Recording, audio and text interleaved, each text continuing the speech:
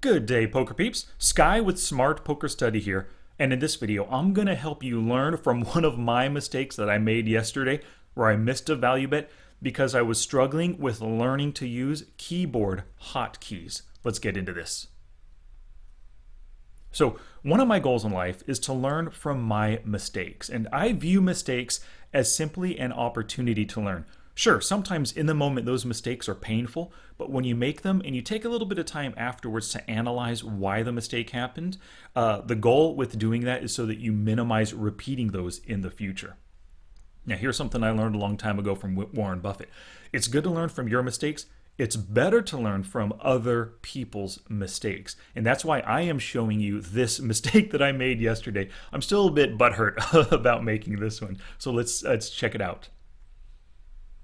So America's Cardroom, they have keyboard hotkeys. So this is just a table screenshot right here, but you can see down here F1, F2, F3. Those are the function keys on your keyboard. So instead of hovering the mouse over and then clicking the fold, the call, the raise, the bet size increase button on the slider right here, you can instead hit F1, F2, F3, or any one of a number of the function keys to do it a little bit quicker and easier so your mouse isn't currently scrolling around the screen, because if you have 6, 8 tables going on, it's a lot of movement, right? It's so much easier just to click one little button at a time.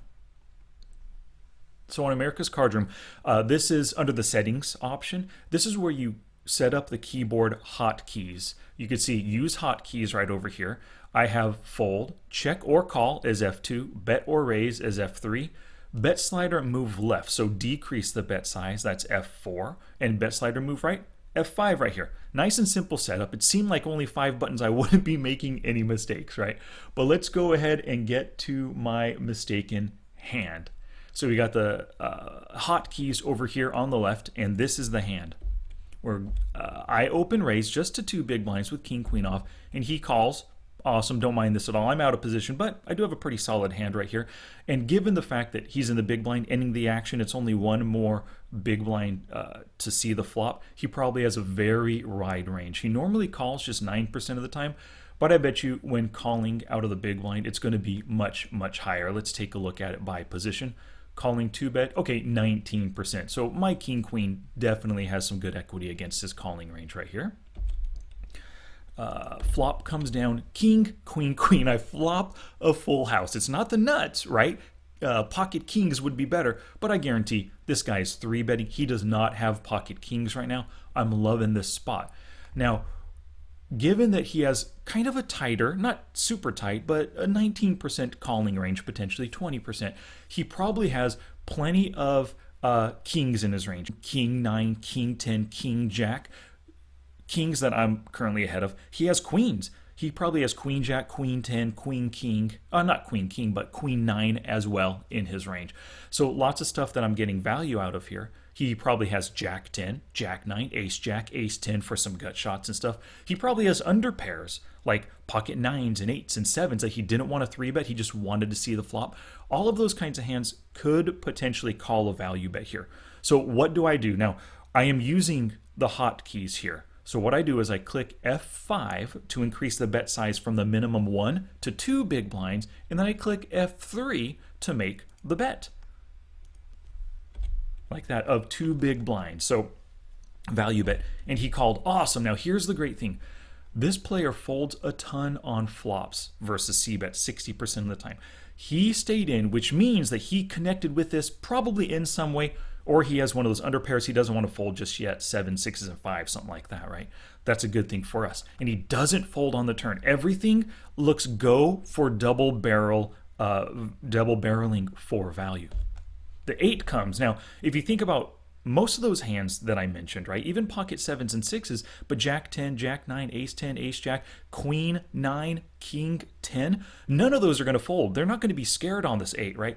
Everything is a perfect sign for me to double barrel for value. So what did I do? I clicked F5 4 times, and I literally remember this. I clicked it 4 times to go from 1 big blind to 5 big blinds. I was going to value bet 5 here, a little bit over half pot. And then I clicked F2 and checked.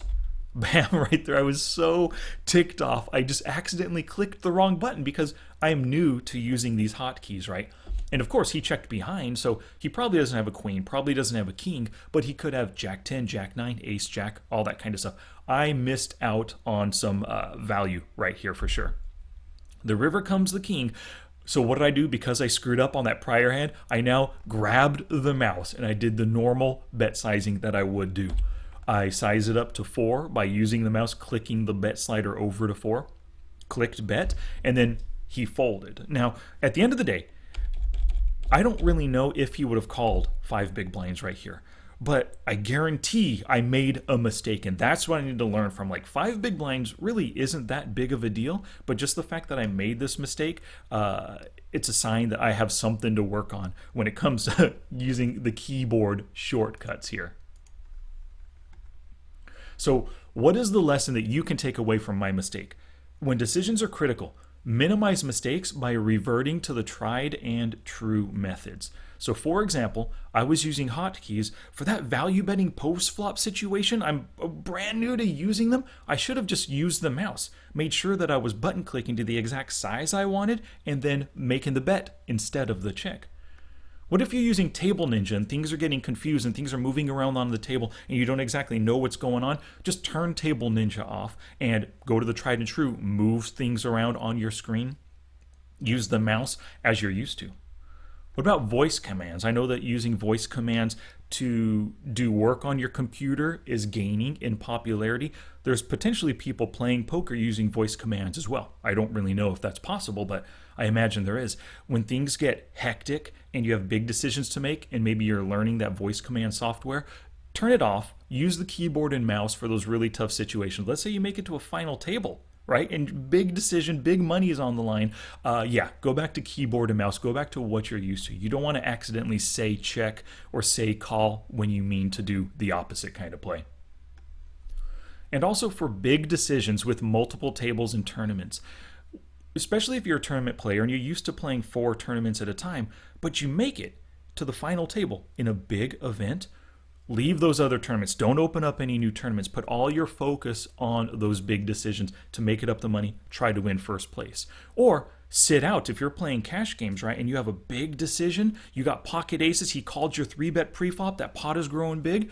On those other tables, just let the time run out. Sit out those tables so you can put your focus on those big decisions. All right, thank you so much for watching the video. I hope you enjoyed it, and I really hope you learn from my mistake. And I'll catch you in the next one.